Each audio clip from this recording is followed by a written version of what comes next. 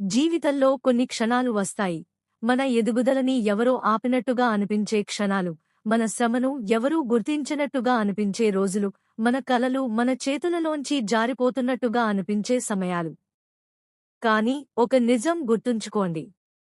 నీ ఎదుగుదలని ఎవరో ఆపినట్టుగా అనిపించవచ్చు. కానీ నీ అంతర్గత ప్రయాణాన్ని ఎవరూ ఆపలేరు. ఎందుకంటే అసలైన ఎదుగుదల బయట కనిపించేది కాదు, అది లోపల జరిగేది. నువ్వు ప్రతి ఓటమి తర్వాత మళ్లీ లేచినప్పుడు, ప్రతి నిరాశ తర్వాత మళ్లీ నవ్వినప్పుడు, అక్కడే నీ అసలు విజయం మొదలవుతుంది. నీ ఆత్మవిశ్వాసమే నీ నిజమైన సంపద. డబ్బు పోవచ్చు, అవకాశాలు దూరమవచ్చు, మనుషులు మారిపోవచ్చు. కాని నీ మీద నీకు ఉన్న నమ్మకం పరిపూర్ణంగా ఉంటే, నిన్ను ఆపగల శక్తి ఈ ప్రపంచంలో లేదు.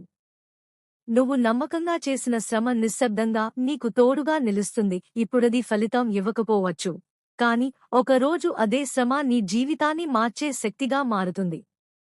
గుర్తుపెట్టుకో, నీ విలువ నీ పదవితో కాదు, నీ దృఢత్వంతో కొలవబడుతుంది.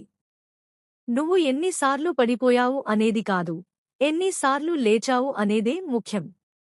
ప్రపంచం నీ విజయాన్ని చూసి చప్పట్లు కొడుతుంది, కాని నీ పోరాటాన్ని చూసి గౌరవిస్తుంది.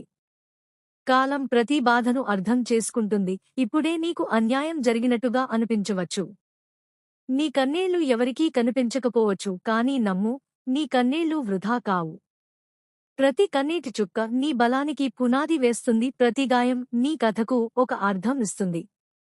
నువ్వు కోల్పోయినట్టు అనిపించినదే ఒకరోజు నీకు బలంగా తిరిగి వస్తుంది. జీవితం ఎప్పుడూ ఖాళీ చేతులతో వదిలిపెట్టదు, అది పరీక్షిస్తుంది, తర్వాత బహుమతిని ఇస్తుంది. అందుకే ఓపికగా ఉండు. నీ ప్రయాణాన్ని ప్రేమించు. ఇతరులతో పోల్చుకోవడం మానేయి. నీ నిన్నటి నువ్వుతోనే పోటీపడు.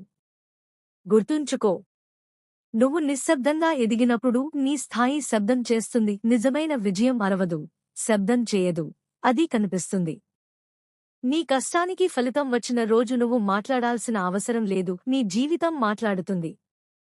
కర్మ సమతుల్యం సాధించే వరకు ఆగదు. నువ్వు చేసిన మంచి ఎప్పటికైనా నీ వద్దకు తిరిగి వస్తుంది, అలాగే నువ్వు ఎదుర్కొన్న అన్యాయం కూడా.